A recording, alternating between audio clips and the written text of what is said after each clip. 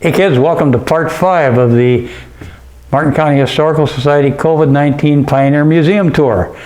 You might have noticed some creaking as we're walking around. That's again the floors.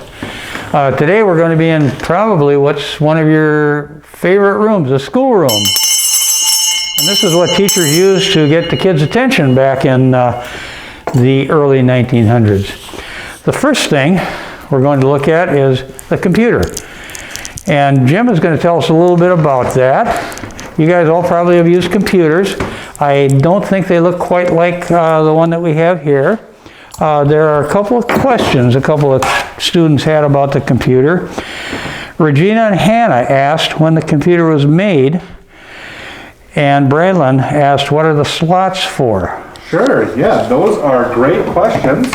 Well, this here is a personal computer. Now at home or at school, you probably have used computers of your own for a variety of tasks, for learning and researching. This computer here would be much different. It's not quite as powerful as what we've got today. It was made in 1983, so that is well over 35 years ago, and in that time, technology has changed quite a bit. We have a great question about the slots. The slots are what these went into. This is called a floppy disk, and you have probably never heard of or used one of these in your life. This is what the software came on. Nowadays, you have the big tower for your computer, or you have a laptop, it's got the tower built into it. This is what the programs would come on. So you would have to put these in here. And it's been a while since I've used these, believe it or not, I'm not quite that old. This, you'd use the keyboard and you'd type in the commands to boot up the program. Now you can just go click on the icon with your mouse. Notice we don't even have a mouse here. So things have changed quite a bit. We have things a lot easier today. The mouse, you just click on things, everything works right away. We have the internet. Back in 1983, no mouse. One of these floppy disks would hold a very simple program. Your cell phone would have a lot more power than one of these computers nowadays. So very thankful for the technology we have in 2020. Yeah, we've come a long ways with computers, man. It's unbelievable. All right, as we look into the rest of the room, the schoolroom from the early 1900s, let's take a look at the desks. I have a feeling they're quite different from the desks that you're accustomed to in your classroom. You'll notice that they are fitted so that two people sit together in a desk, so you could sit with your favorite boyfriend or girlfriend, or maybe not, whatever would work for you. And you'll also notice here, there's a little, if I can get it open, well, let me try a different one here. That's kind of an interesting item, and that was an inkwell. That's where they would dip their pen in, and then get the ink and write on their assignments. Here's another example of a pen like that.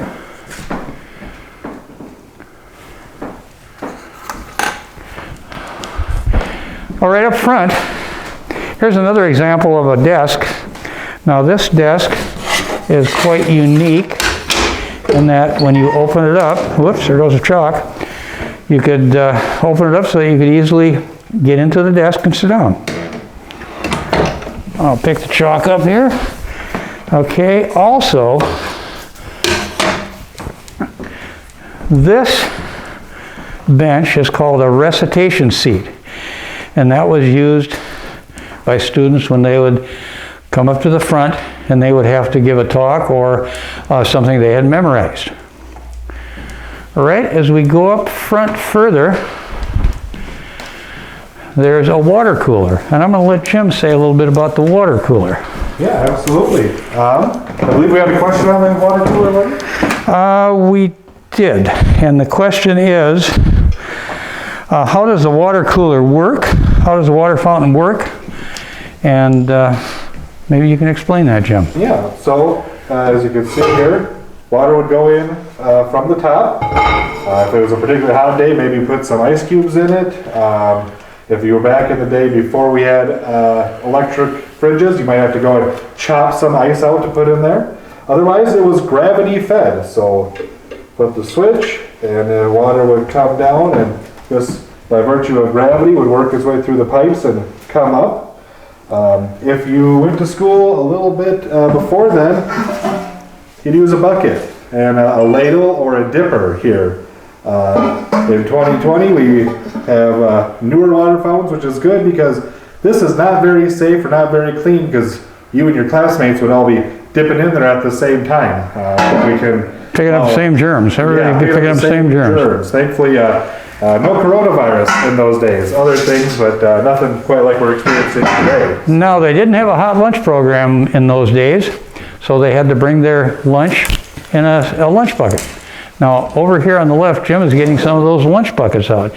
And really no way of refrigerating anything in there, is it? Looks just pretty archaic and not exactly the best method of keeping your sandwich cold. But in the same token, that's what they had at that time. So from about the early 1900s till now, things have progressed quite a ways. One other thing I'd like to point out is we have a display case here, and that is representative of a football coach that coached here in Fairmont, Tom Mahoney, and that has a lot of his awards and things that he accomplished during his illustrious career as a football coach in Martin County, or in Fairmont, I should say. His grandson is now the current Fairmont football coach, Matt Mahoney.